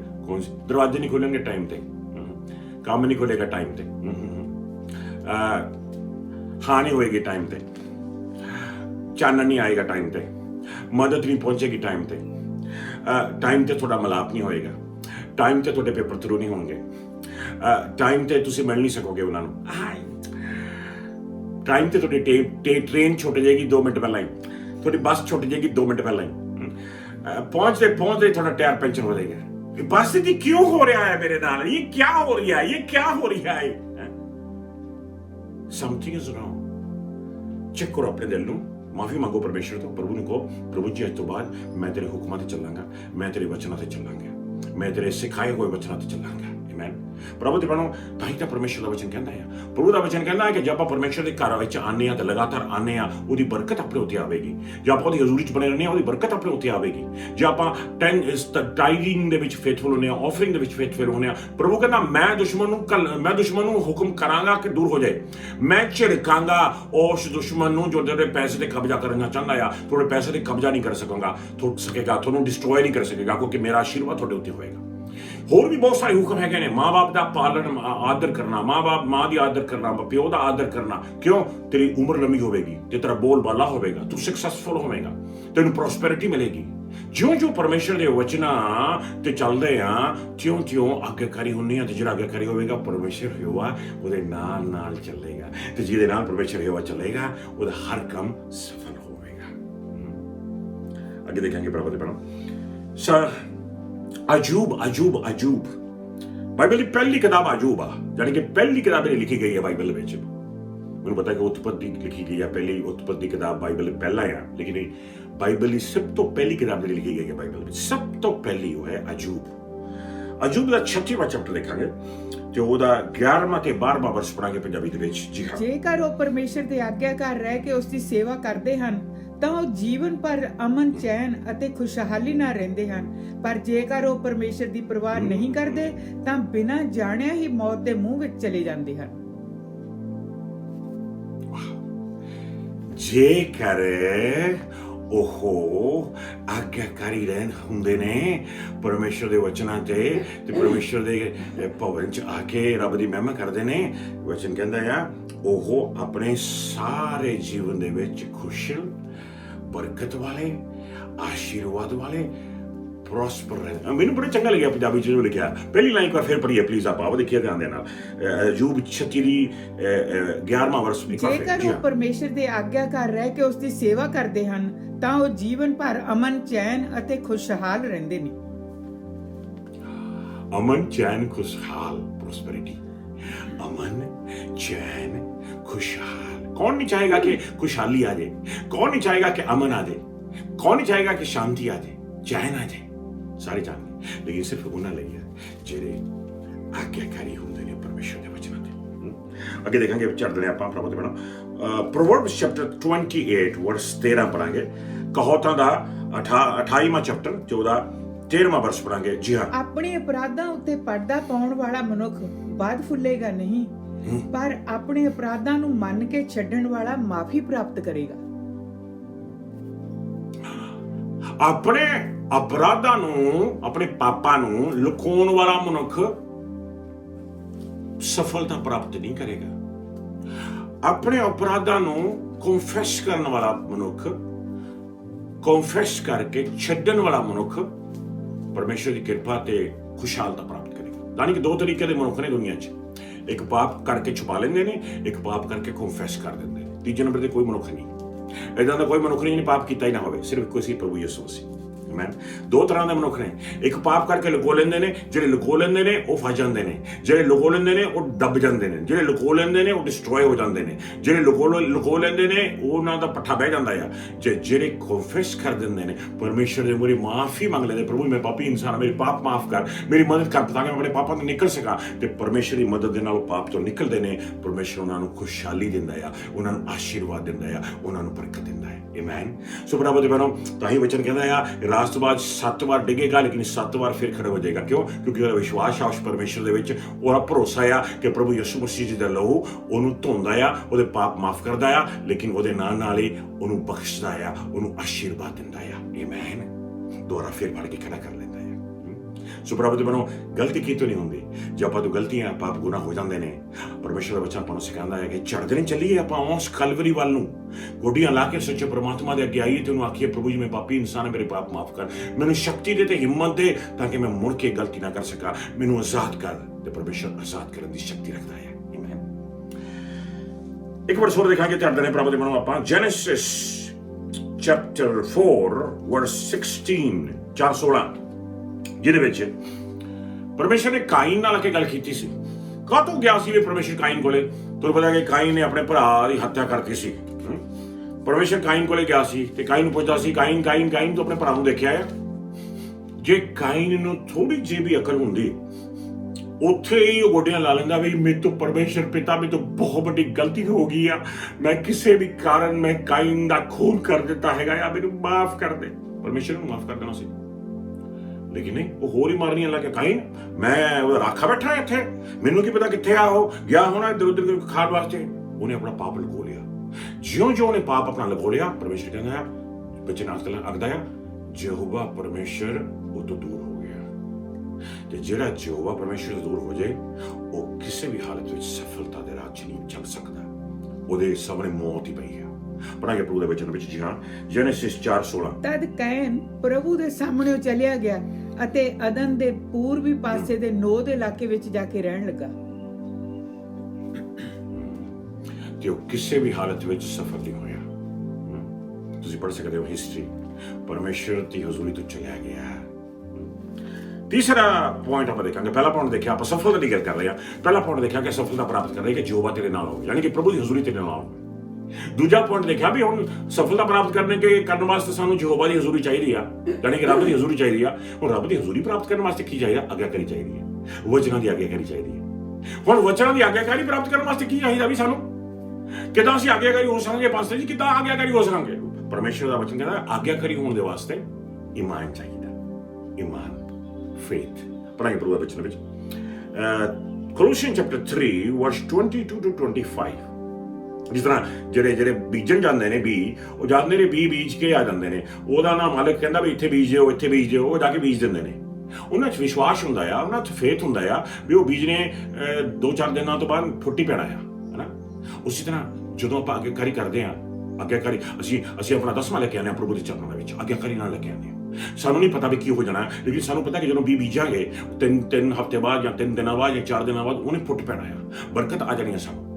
ਉਸੇ ਤਰ੍ਹਾਂ ਜਦੋਂ ਆਪਾਂ ਐਕਲੀਸੀਆ ਵਿੱਚ ਆਉਂਦੇ ਹਾਂ, ਸੰਗਤ ਦੇ ਨਾਲ ਬਹਿੰਦੇ ਹਾਂ, ਆਪਾਂ ਆਗਿਆਕਾਰੀ ਨਾਲ ਆਏ, ਆਪਾਂ ਬਾਈ ਫੇਥ ਆਏ ਹਾਂ। ਲੇਕਿਨ ਸਾਨੂੰ ਪਤਾ ਅਸੀਂ ਚਰਚ ਨਾਲ ਮਿਲ ਕੇ ਅਸੀਂ ਵਰਸ਼ਿਪ ਕੀਤੀ, ਚਰਚ ਨਾਲ ਮਿਲ ਕੇ ਅਸੀਂ ਗੀਤ ਗਾਏ, ਪ੍ਰਭੂ ਦਾ ਵਚਨ ਸੁਣਿਆ, ਸਾਨੂੰ ਪਤਾ ਕਿ ਬਾਈ ਫੇਥ ਸਾਡੇ ਉੱਤੇ ਪਰਮੇਸ਼ਰ ਦੀ ਬਰਕਤ ਆਏਗੀ। ਇੱਕ ਬੀਜ ਨਾਲ ਬੀਜ ਦਿੰਦਾ ਹੈ, 3 ਦਿਨ 4 ਦਿਨ ਬਾਅਦ ਉਹ ਫੁੱਟ ਪੈਂਦਾ ਹੈ, ਆਮੇਨ। ਵੱਡਾ ਬਣ ਕੇ ਪੌਦਾ ਬਣਦਾ ਹੈ, ਆਮੇਨ। ਫੇਥ ਇਨਵੋਲਵ ਹੁੰਦੀ ਹੈ। ਤੁਸੀਂ ਆਗਿਆਕਾਰੀ ਨਹੀਂ ਹੋ ਸਕਦੇ ਜੇ ਤੁਹਾਡੀ ਫੇਥ ਨਾ ਹੋਵੇ। ਜਿਹਨੂੰ ਆ ਕਹਿਤਾ ਜਾਵੇ ਲੈ ਵੀ ਆ ਬੀਜ ਤਾਂ ਮਰੇ ਹੋਏ ਨੇ, ਇਹਨੂੰ ਭਾਵੇਂ ਬੀਜ ਵੀ ਦਿਓ, ਇਹ ਫੁੱਟਦੇ ਨਹੀਂ ਗਏ, ਉਹਦੀ ਵਿਸ਼ਵਾਸ ਹੀ ਨਹੀਂ। ਮੈਂ ਕਾਹਤੋਂ ਬੀਜਾਂ, ਮੈਂ ਕਾਹਤੋਂ ਟਾਈਮ ਐਵੇਂ ਸਪੈਂਡ ਕਰਾਂ ਬੀਜਣ ਦੇ ਵਿੱਚ, ਹੋਣਾ ਤਾਂ ਕੁਛ ਵੀ ਨਹੀਂਗਾ, ਹੈ। ਫੇਥ ਨਹੀਂ ਗਈ, ਜਿਹਦੇ 'ਚ ਫੇਥ ਆ ਵੀ ਫੜਦਾ ਨਹੀਂ ਬੀਜੋ। ਫੇਥ ਆ ਚਰਚ ਵਿੱਚ ਚੱਲਦਾ ਹੈ, ਬਾਈਬਲ ਚੱਕਦਾ, ਫੇਥ ਆ, ਬਾਈਬਲ ਪੜ੍ਹਦੇ ਹੋ, ਫੇਥ ਆ, ਪ੍ਰੇਅਰ ਕਰਦੇ ਹੋ, ਫੇਥ ਆ, ਫੇਥ ਨਾਲ ਕਰਦੇ ਹੋ, ਦੂਜੀਆਂ ਬੋਲੀਆਂ ਪ੍ਰੇਅਰ ਕਰਦੇ ਹੋ, ਫੇਥ ਆ। ਫੇਥ ਕੰਮ ਕਰਦੀ ਹੈ। 10ਵਾਂ ਲੈ ਕੇ ਆਉਣਾ ਪ੍ਰਭੂ ਦੇ ਚਰਨਾਂ ਵਿੱਚ, ਫੇਥ ਆ। ਆਫਰਿੰਗ ਦਿੰਦੇ ਆ ਬਾਈ ਫੇਥ, ਚਰਚ ਵਿੱਚ ਜਾ ਕੇ ਭੰਗੜੇ ਪਾਉਂਦੇ ਆ, ਗੀਤ ਗਾਉਂਦੇ ਆ, ਵਰਸ਼ਿਪ ਕਰਦੇ ਆ, ਬਾਈ ਫੇਥ ਆ। ਸੰਗਤੀ ਨਾਲ ਜੁੜੇ ਰਹਿੰਦੇ ਆ ਤੇ ਫੇਥ ਦੇ ਨਾਲ ਤੁਸੀਂ ਆਗਿਆਕਾਰੀ ਹੁੰਦੇ ਹੋ, ਆਗਿਆਕਾਰੀ ਹੁੰਦੇ ਹੋ, ਆਮੇਨ। ਓਬੀਡੀਐਂਸ ਸਿੱਖਦੇ ਹੋ, ਓਬੀਡੀਐਂਸ ਦੇ ਨਾਲ ਪਰਮੇਸ਼ਰ ਦੀ ਹਜ਼ੂਰੀ ਤੁਹਾਡੇ ਤੇ ਬਣੀ ਰਹਿੰਦੀ ਆ। ਯਹੋਵਾ ਤੁਹਾਡੇ ਨਾਲ ਆ ਤੇ ਉਹੀ ਯਹੋਵਾ ਆ ਜਿਹੜਾ ਤੁਹਾਨੂੰ ਤਰੱਕੀ ਤੱਕ ਲੈ ਕੇ ਜਾਵੇਗਾ, ਤੁਹਾਡੀ ਡੈਸਟਨੀ ਤੱਕ, ਸਕਸੈਸ ਵਾਲੀ ਜ਼ਿੰਦਗੀ ਤੱਕ ਤੁਹਾਨੂੰ ਪਹੁੰਚਾਵੇਗਾ। ਪੜਾਂਗੇ ਪ੍ਰਭੂ ਦੇ ਵਚਨ ਵਿੱਚ, ਜੀ ਹਾਂ, ਕੋਲੋਸੀਅਨ ਚੈਪਟਰ 3 ਵਰਸ 22 to 25। ਨੌਕਰੋ, ਹਮੇਸ਼ਾ ਆਪਣੇ ਮਨੁੱਖੀ ਮਾਲਕਾਂ ਦੇ ਆਗਿਆਕਾਰ ਬਣ ਕੇ ਰਹੋ। ਕੰਮ ਕਰਦੇ ਸਮੇਂ ਕੇਵਲ ਮਨੁੱਖਾਂ ਨੂੰ ਖੁਸ਼ ਕਰਨ ਦੇ ਲਈ ਹੀ ਦਿਖਾਵੇ ਦੇ ਤੌਰ ਤੇ ਕੰਮ ਨਾ ਕਰੋ। ਗੱਲ ਕੀ ਤੁਸੀਂ ਆਪਣੇ ਮਾਲਕਾਂ ਦੇ ਪ੍ਰਭੂ ਦੇ ਡਰ ਵਿੱਚ ਰਹਿ ਕੇ ਪੂਰਨ ਆਗਿਆਕਾਰੀ ਬਣੋ। ਹਾਂ, ਜੋ ਕੁਝ ਵੀ ਤੁਸੀਂ ਕਰੋ ਪੂਰਾ ਦਿਲ ਲਾ ਕੇ ਕਰੋ। ਇਸ ਤਰ੍ਹਾਂ ਕਰੋ ਜਿਸ ਤਰ੍ਹਾਂ ਕਿ ਤੁਸੀਂ ਪ੍ਰਭੂ ਦੇ ਲਈ ਕਰ ਰਹੇ ਹੋ, ਨਾ ਕਿ ਕਿਸੇ ਆਦਮੀ ਦੇ ਲਈ। ਯਾਦ ਰੱਖੋ ਕਿ ਤੁਸੀਂ ਪ੍ਰਭੂ ਦੇ ਕੋਲੋਂ ਇਨਾਮ ਪ੍ਰਾਪਤ ਕਰੋਗੇ, ਕਿਉਂਕਿ ਤੁਹਾਡਾ ਅਸਲ ਮਾਲਕ ਉਹੀ ਹੈ। ਜੋ ਕੋਈ ਅਪਰਾਧ ਕਰਦਾ ਹੈ ਉਸ ਨੂੰ ਉਸ ਦੀ ਪੂਰੀ ਸਜ਼ਾ ਮਿਲੇਗੀ। ਪਰਮੇਸ਼ਰ ਕਿਸੇ ਦਾ ਪੱਖ ਨਹੀਂ ਕਰਦਾ ਹੈ।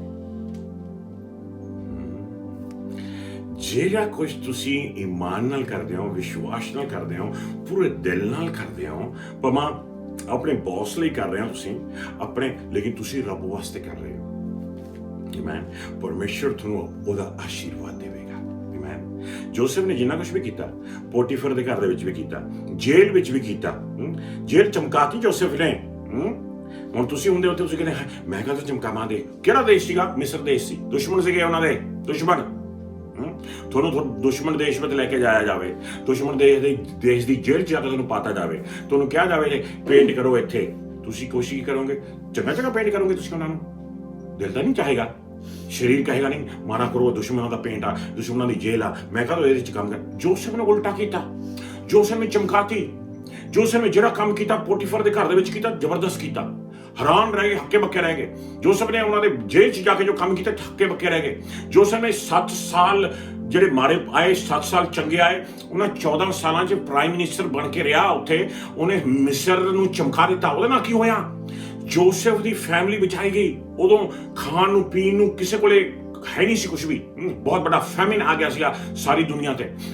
ਸਾਰੀ ਦੁਨੀਆ ਆ ਰਹੀ ਸੀਗੀ ਮਿਸਰ ਦੇ ਵਿੱਚ, ਕਿਉਂਕਿ ਉਹਨਾਂ ਨੂੰ ਪਤਾ ਲੱਗਾ ਮਿਸਰ ਦੇ ਵਿੱਚ ਪਰੌਂਠੇ ਮਿਲਦੇ ਨੇ, ਹੋਰ ਕਿਸੇ ਪਾਸੇ ਨਾ ਖਾਣ ਨੂੰ ਰੋਟੀ, ਨਾ ਮੱਖੀ, ਨਾ ਆਟਾ, ਕੁਝ ਨਹੀਂ ਸੀਗਾ। ਤੇ ਇੱਥੋਂ ਤੱਕ ਕਿ ਜੋਸਫ ਦੀ ਫੈਮਿਲੀ ਵੀ ਮਿਸਰ ਤੋਂ ਆਈ ਖਾਣ ਪੀਣ ਵਾਸਤੇ, ਤੇ ਉੱਥੇ ਇਹਨੂੰ ਪਰਿਵਾਰ ਦੁਆਰਾ ਫਿਰ ਮਿਲ ਗਿਆ, ਇਹਦਾ ਪਰਿਵਾਰ ਬਚ ਗਿਆ। ਇੱਥੋਂ ਤੱਕ ਕਿ ਦੁਨੀਆ ਦੇ ਕੋਨੇ-ਕੋਨੇ ਤੋਂ ਲੋਕ ਆਉਂਦੇ ਸੀਗੇ ਖਾਣਾ ਪੀਣਾ ਖਰੀਦਣ ਦੇ ਵਾਸਤੇ। ਹੋ ਸਕਦਾ ਵੀ ਇੰਡੀਆ ਤੋਂ ਵੀ ਲੋਕ ਪਰੌਂਠੇ ਖਰੀਦਣ ਵਾਸਤੇ ਆਉਂਦੇ ਸੀਗੇ ਇੱਥੇ, ਕਿਉਂਕਿ ਖਾਣ ਪੀਣ ਹੋਰ ਕਿਸੇ ਪਾਸੇ ਆਈ ਨਹੀਂ। ਬਹੁਤ ਵੱਡਾ ਫੈਮਿਲੀ ਸੀਗਾ, ਬਹੁਤ ਵੱਡਾ ਅਕਾਲ ਪਿਆ ਹੋਇਆ ਸੀਗਾ ਦੁਨੀਆ 'ਚ। ਜੋਸਫ ਦੇ ਕਾਰਨ, ਜੋਸਫ ਦੀ ਫੈਮਿਲੀ, ਜੋਸਫ ਦਾ ਦੇਸ਼ ਇਜ਼ਰਾਈਲ, ਸਾਰੀ ਦੁਨੀਆ ਦੇ ਦੇਸ਼ ਬਰਕਤ ਪ੍ਰਾਪਤ ਕਰਕੇ, ਤਰੱਕੀ ਪ੍ਰਾਪਤ ਕਰਕੇ, ਇੱਕ ਬੰਦੇ ਦੇ ਕਾਰਨ। ਕਿਉਂ? ਕਿਉਂਕਿ ਯਹੋਵਾ ਉਹਦੇ ਨਾਲ ਸੀ। ਕਿਉਂ ਨਾਲ ਸੀ? ਕਿਉਂਕਿ ਉਹ ਆਗਿਆਕਾਰੀ ਮਨੁੱਖ ਸੀ। ਕਿਉਂ ਆਗਿਆਕਾਰੀ ਮਨੁੱਖ ਸੀ? ਕਿਉਂਕਿ ਉਹ ਈਮਾਨ ਨਾਲ ਚੱਲਦਾ ਸੀ। ਕਿਉਂ ਈਮਾਨ ਨਾਲ ਚੱਲਦਾ ਸੀ? ਚੌਥਾ ਪੁਆਇੰਟ ਦੇਖਾਂਗੇ ਆਪਾਂ ਧਿਆਨ ਦੇਣਾ। ਆਓ ਪੜ੍ਹੀਏ ਪ੍ਰਭੂ ਦੇ ਪਿਆਰੇ ਜੀ, Romans chapter 10 verse 17. Romans chapter 10 verse 17. जी हाँ,